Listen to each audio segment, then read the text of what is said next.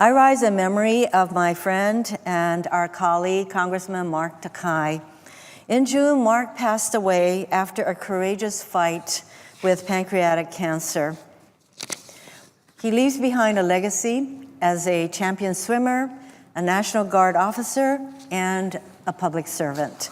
Most importantly, Mark was a family man and friend to many.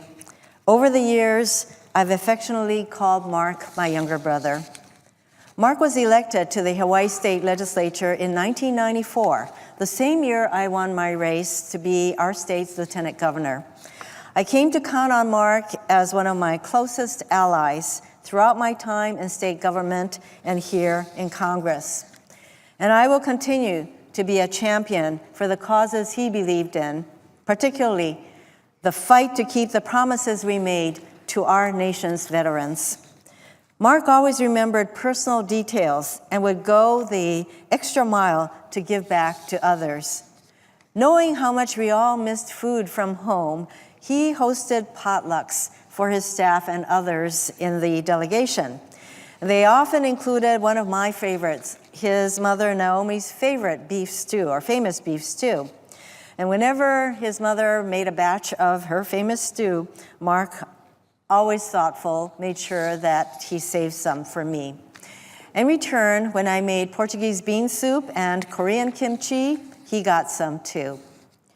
Mark embodied the aloha spirit of kindness and generosity and would bring a bit of Hawaii wherever he went. Last year, Mark and I traveled with dozens of our colleagues from both the U.S. House and Senate to Selma, Alabama, for a march commemorating the 50th anniversary of Bloody Sunday, the civil rights march led by the Reverend Dr. Martin Luther King, Jr.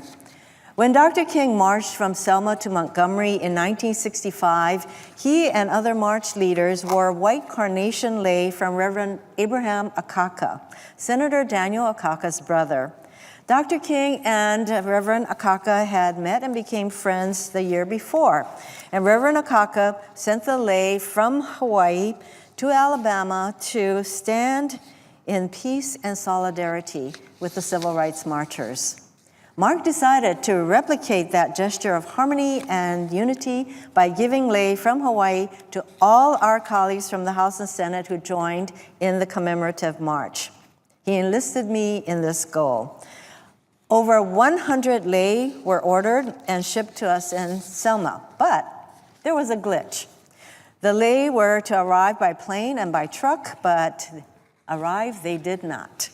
In fact, Mark and I had absolutely no idea where the boxes and boxes of lei were in transit from the West Coast to where we were.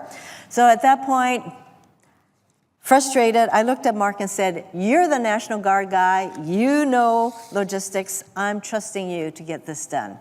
Mark was on the phone day and night. We have pictures of him with his phone practically glued to his ear.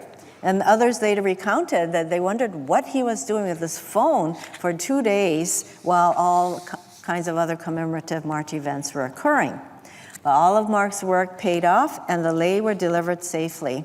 And that Saturday represented a white carnation lei to civil rights leader John Lewis.